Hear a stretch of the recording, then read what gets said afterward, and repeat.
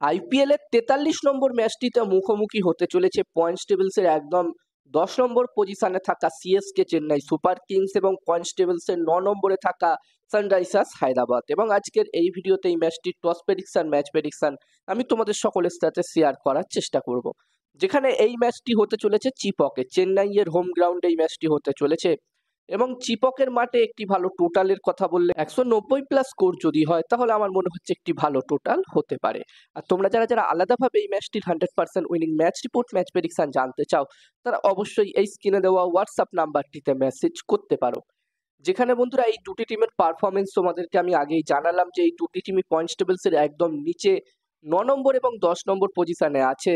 যেখানে বন্ধুরা Sunrisers Hyderabad team এখনো পর্যন্ত 8টা ম্যাচ খেলেছে এবং এই 8টা ম্যাচের মধ্যে তারা দুটো মাত্র ম্যাচ জিততে পেরেছে। একটি ম্যাচ তারা জিতেছিল রাজস্থান রয়্যালস টিমের বিরুদ্ধে এবং একটি ম্যাচ তারা জিতেছিল পাঞ্জাব কিংস টিমের বিরুদ্ধে। এবং বন্ধুরা এখান থেকে যদি সানরাইজার্স হায়দ্রাবাদ টিমকে প্লে অফসের জন্য কোয়ালিফাই করতে হয় তাহলে তাদের যে গ্রুপ স্টেজে 6টা ম্যাচ বাকি আছে সেই 6টা ম্যাচই জিততে হবে।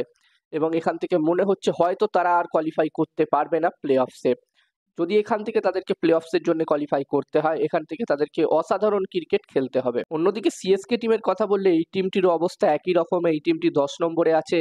তারাও 8টা ম্যাচের মধ্যে দুটো ম্যাচ জিতেছে, 6টা ম্যাচ হেরেছে। একটি ম্যাচ তারা জিতেছিল লখনৌ সুপার জায়ান্টস টিমের বিরুদ্ধে এবং একটি ম্যাচ তারা মুম্বাই ইন্ডিয়ান্স টিমকে হারিয়েছিল। একদমই প্রথম ম্যাচে তারা মুম্বাই ইন্ডিয়ান্স টিমকে হারিয়েছিল। এবং এখান থেকে সিএসকে টিমকেও যদি কোয়ালিফাই করতে হয় প্লে অফসে তাহলে তাদেরকেও তাদের বাকি 6টা ম্যাচই জিততে হবে, যেটা একদমই অসম্ভব মনে হচ্ছে। আমার যতদূর মনে হচ্ছে এই দুটি টিমই আর কোয়ালিফাই করতে পারবে না এখান থেকে প্লে অফসের জন্য। ওপরের দিকে যেই সব টিম আছে ও পয়েন্টস টেবিলসের ওপরের দিকে তারা দুর্দান্ত পারফর্ম করছে এবং তাদের মধ্যেই 4টে টিম কোয়ালিফাই করবে প্লে অফসে।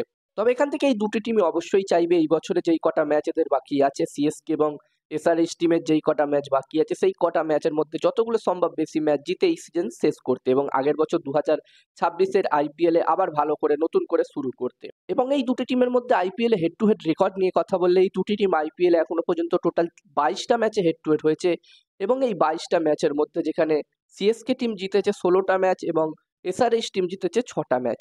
যদিও বন্ধুরা হেড টু হেড কোনো ম্যাটারই করবে না, এই সিজনে এই দুটি টিমেরই পারফরমেন্স আমরা দেখছি খুবই খারাপ হয়ে। এবং এই ম্যাচটিতে আমি আমার প্রেডিকশন যদি তোমাদের সাথে শেয়ার করি তো আমার যতদূর মনে হচ্ছে এই ম্যাচটির প্রেডিকশন জানানোর আগে আমি বলতে চাই তোমরা যারা যারা আলাদাভাবে এই ম্যাচটির 100% winning match report, match prediction জানতে চাও তারা অবশ্যই এই স্ক্রিনে দেওয়া হোয়াটসঅ্যাপ নাম্বারটিতে মেসেজ করতে পারো। এখানে এই ম্যাচটির 100% winning match report, match prediction তোমরা পেয়ে যাবে। এবং এই কাজগুলোর প্রমাণ দেখতে চাইলে হাসান ক্রিকেট প্রেডিকশন টেলিগ্রাম চ্যানেলেও তোমরা জয়েন হতে পারো। ভিডিও ডেসক্রিপশনে টেলিগ্রাম চ্যানেলের লিঙ্ক আমি শেয়ার করে দিয়েছি। আর আমার মনে হচ্ছে বন্ধুরা এই 43 নম্বর ম্যাচটিতে এখানে টস জিততে পারে চেন্নাই সুপার কিংস, ম্যাচটি জিততে পারে সানরাইজার্স হায়দ্রাবাদ। আমার প্রেডিকশন রইল এই ম্যাচটিতে টস জিতবে সিএসকে, ম্যাচটি জিতবে এসআরএইচ। এবার দেখার বিষয় থাকবে কি হয়। আর এখন পিএসএল পাকিস্তান সুপার লিগ চলছে এবং পিএসএল এর প্রতিটা ম্যাচে টস প্রেডিকশন, ম্যাচ প্রেডিকশন আমি তোমাদের সাথে একদমই ফ্রিতে, একদমই বিনামূল্যে আমার টেলিগ্রাম চ্যানেলে শেয়ার করছি।